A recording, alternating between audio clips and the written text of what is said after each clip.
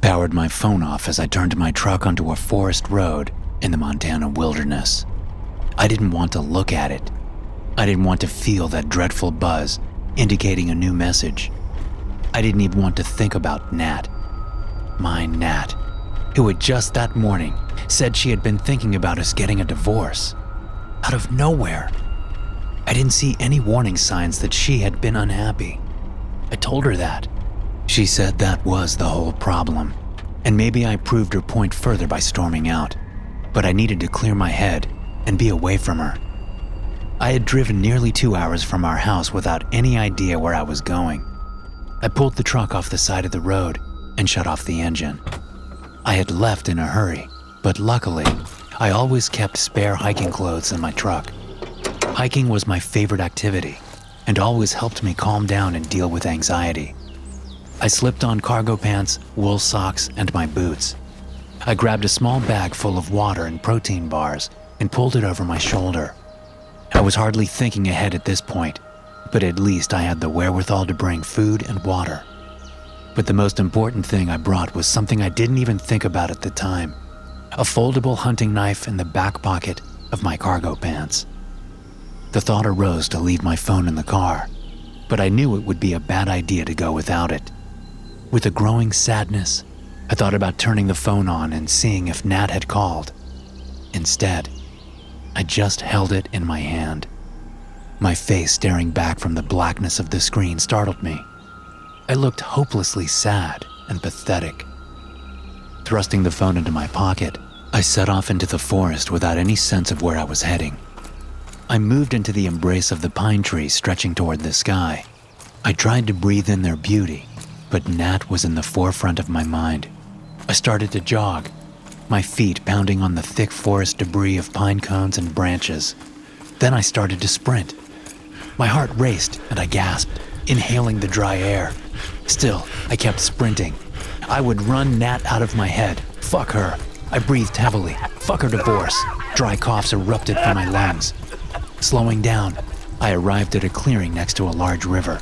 The endorphins were kicking in and my anxiety eased. I sat down on a large boulder and drank a bottle of water from my bag. Then I pulled out and ate a protein bar. The beauty of the landscape found its way inside me. The rushing river, meadowlarks hoping and singing among the trees, a mountain standing in the near distance. I smiled. Deciding to go for a dip, I stripped my clothes off and found a portion of the river that flowed slowly. I jumped in. My bones became ice and my whole body clenched. I screamed with boyish delight and paddled around for a while. When the shivering became too much, I pulled myself onto the dry land and laid my refreshed body down on the boulder. As the sun's warmth filled my front, an equal warmth from the boulder flowed into my back. I laughed and looked down at my young, healthy body. I was fit. I was handsome. So what if Nat wanted a divorce? I could find another girl easily, and I wouldn't make the mistake of marrying her this time. Or maybe I would just hop from girl to girl. Little commitment. The second they made things difficult, I would just move on to the next one. Easy. After drying in the sun, I put my clothes back on and reached into my bag to grab another energy bar. I moved my hand all around the inside, but couldn't find any. In frustration, I dumped the contents of the bag onto the ground. 2 plastic water bottles fell onto the earth, along with a crumpled piece of paper. I picked up the piece of paper and unfurled it. There were charcoal scribbles covering the paper, like a child pretending to write something. I turned and surveyed the area. There was no one around me. And if someone had stolen from my bag, why would they leave the water? I stared at the paper longer and decided it was something my nephew had stuffed in the bag long ago when he had been visiting with my sister. And as for the missing bars, well, I hadn't really given attention to the contents of the bag when I left in a hurry. There must not have been any more. I swung the bag over my shoulders and continued onward, following the river. I reached a steep hill and decided to climb to the top and see what kind of view I could find. I struggled up to the peak, but I didn't stop to catch my breath. The burning sensation throughout my body was a welcome distraction. My mind was clearing up, and all my marital problems were falling behind. They couldn't keep up with me. The view was grand at the top, trees, peaks, and valleys as far as I could see. I smiled and enjoyed the breeze that rushed along the top of the ridge. I noted, in the distance, a small cabin on the edge of a clearing. I looked at it and imagined myself living out there, not a care in the world, living off the land. What a life that would be. I carefully trotted down the hill as the dirt shifted beneath me. Reaching the base, I continued to the right, along the river. Something was watching me. I felt a gaze boring into the back of my head. I pivoted on my feet and looked behind me. Nothing. With paranoia, I looked up around the treetops, as if an assassin were crouching in them, waiting to strike. But I still found nothing. I refused to head back just yet. If I decided to return to my truck, it would be because I was good and ready, not because I was frightened by unseen forces. The tranquil song of the river calmed me as I continued onward. I came across a small grove of aspens. I paused. Nat and I had sat on a lake surrounded with aspens on our first date. We had sprawled out on a blanket and gazed at the stars. She told me aspen trees were her favorite. She loved the way the leaves turned radiant gold in autumn. And I watched her lips as she said this, and I leaned in close. I shook my head and rushed onward, putting the trees and Nat behind me. My steps became more forceful as I tried to shake the memories loose. I didn't care about stupid trees. I didn't care about Nat. I didn't care about any... I fell forward onto my face. I tried to pick myself up. Something was wrong. My left foot felt heavy and warm. I turned and almost laughed with fear. I had stepped into a metal animal trap. The jagged teeth bit into my leg near the calf. My brain and body were having trouble processing the sudden change. I didn't feel any pain yet. I just sat there and stared. Then the pain came. It felt like fire spreading up my leg. I stifled a scream and started to pry the metal jaws of the trap apart. They didn't budge. The base of the contraption had something that confused me. There was a lock on the trap. Why was there a lock on the trap? An animal wouldn't be able to pry the trap open. The mechanism had been designed so that when the jaws of the trap came close enough together, the lock would slide into place. I brushed my finger along the keyhole for a moment, as if touching it would make the situation less upsetting. I noticed the blood for the first time. It painted the metal trap red, giving it the look of a ferocious beast. From the looks of it, no vital artery had been pierced. The blood came out slow. It was painful, but I wasn't going to die any second from blood loss. I took the metal chain attached to the trap in my hands and followed it. I hoped to find a stake in the earth that I could uproot, but instead the chain itself went into the dirt. I pulled with as much strength as I could gather, but it didn't budge. My phone. I had my phone on me, and I knew it would still have charge because I turned it off before setting out on my hike. I pulled the phone from my pocket and turned it on. The top of my phone read, "No service." I cursed and raised the phone above my head and in every position I could imagine. It didn't help. I dialed 911 anyway. It didn't go through. Without thinking, I opened my text chat with Nat. There was nothing new, obviously, and I turned the phone off and tucked it away. Panic started to set in as I saw the sun setting. My breath thickened. I looked around frantically and started to shout, "Help! Help! Is there anyone there?" I shouted until my voice was hoarse and collapsed onto the ground. The sun had set. Luckily, it was a warm night. I started to come to terms with the fact that I would have to spend the night out here and see if someone would come this way in the morning. Crunching came from the bushes to my side. "Hello?" I called into the dark. There was no answer. Something was moving. Its eyes reflected the moonlight as it emerged. Cat eyes. Big cat eyes. A mountain lion stepped out into the open. A low growl rolled in the depth of its throat. I was frozen in fear. my mouth slightly ajar. That was it then. I was dead. I couldn't run. Not that it would have helped anyway. The mountain lion let out a loud and terrible shriek that broke the quiet night. It shrieked multiple times, then paced back and forth. It moved to an area a little bit away from me and laid down. There, it sat on its paws and started licking itself. For a while, I was in full fight-or-flight mode, waiting for it to tear me apart at any moment. But it didn't. It just sat there. Finally, I lowered my guard and set my back against a tree. I was woozy. I hadn't eaten, and I had lost a bit of blood. I wanted to just fall asleep, but I found myself staring at the aspen grove in the distance. It was aglow with silver moonlight. I was transfixed. In the wake of the terror of the day, the shimmering grove was a welcome reprieve of beauty. I don't know how long I had been staring when she emerged. Like a ghost, or a spirit of the forest. She came in a flowing white dress that glowed like the moon. It was Nat. Nat! I shouted. You're here! How did you find me? Well, never mind. You have to go get help.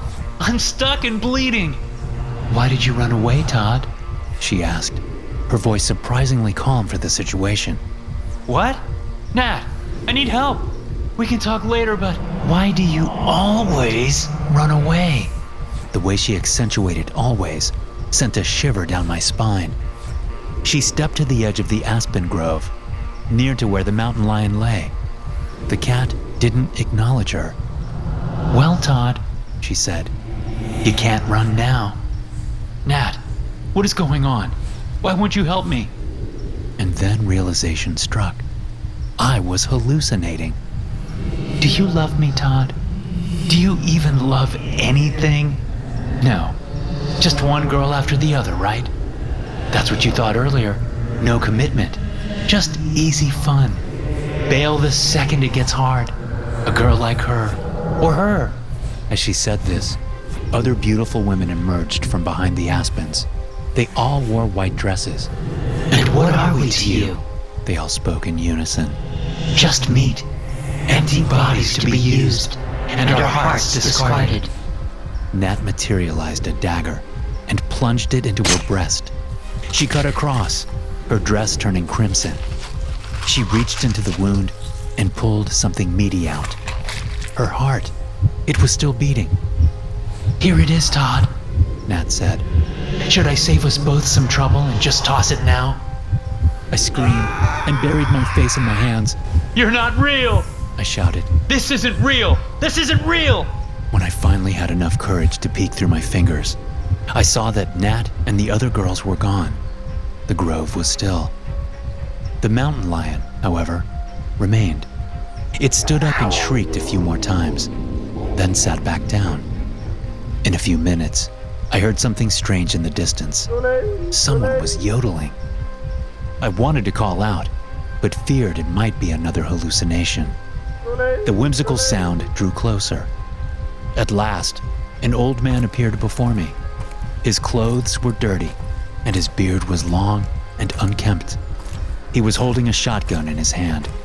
He approached the mountain lion and began petting it. It purred. Thanks for calling me, he said to the cat. His voice sounded like a prospector from an old television program. It sounded happy and childish. Are you real? I asked. Real as butter, he said, and laughed a loony laugh. I warned you not to come here, but you didn't listen, hmm? What? This is the first time I've ever even met you, I said, confused. I left a note for you, in your pack while you was swimming. A note? You mean that crumpled piece of paper with scribbles? That was you? Sure was. I never learnt to write good. Listen, I began desperately. I'm sorry if I'm trespassing or something, but you have to help me. Get this thing off me and I will leave. Leave? He asked and scratched his head. Why would I want you to leave? I've caught you. Built that lock myself. Didn't think that lock was for bears, did you? You mean you set this trap to catch? I couldn't finish the sentence. That's right, he said excitedly. people. I set these traps to catch them people that wander too close to my cabin. If you're on my property, I reckon you belong to me. I always give them a fair warning, though. Fair warning? I asked incredulously. That note was just scribbles. You didn't warn me about shit. You just stole my food. Oh, I do thank you for that.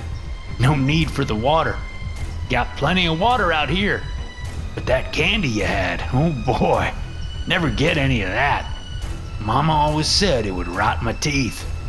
Maybe she was right. He smiled wide, revealing only 5 teeth in total. They were all as yellow as gold. He laughed. Please, I begged. let me go. They always beg. Don't change nothing, though. You're coming with me. You try to fight me, and you become Kitty's new play toy. He nodded toward the mountain lion. I'm gonna unlock you now, He said. and you're gonna follow me to my cabin. It'll be your new home. As I leaned away from him, I felt something hard in my pocket. The hunting knife. I pulled it out in secret. What are you going to do to me? I asked. Whatever I want. The old man said and laughed again. He bent over and put a key into the lock. Relief filled me as the trap released. My leg freed. In one motion, I plunged the knife into his neck and pulled it back out. Thick blood pulsed from the wound. He stumbled back, and I grabbed the shotgun as he clutched his neck. The mountain lion was already on its feet, ready to pounce. I aimed the gun and pulled the trigger. Fury rung into the night, and the beast collapsed, half its face blown off. The crazy old man was on the ground. Poor Kitty. He said. Then he laughed and laughed and laughed. The laughter turned to choking. The choking turned to silence. I stumbled through the night. The only place I could think of going was up the hill. My leg screamed with pain, and I moved forward like a zombie. Halfway up, I checked my phone. I had service. I called 911 and someone answered. Please, I barely managed. I need help. In the forest. Lost. I fell unconscious. When I awoke, I was in a brightly lit hospital. Nat, the real Nat, was clutching my hand. You're awake. She said through tears. She leaned in and kissed my cheek, then buried her face into my pillow. She wept softly. It was infected. She whispered. It was too late when they found you. They had to amputate. I moved the bed sheets and saw that my left leg ended just below the knee. I held Nat tight. I'm going to fight for you, Nat. She looked me in the eyes. No more running. I said. I couldn't even if I wanted to. I laughed and gestured to my leg. She laughed too, and she kissed me. We lay together on that hospital bed, and there was nowhere in the world I wanted to be more. Thanks for listening. If you enjoy these stories, be sure to subscribe to the podcast and check out some more of my episodes here.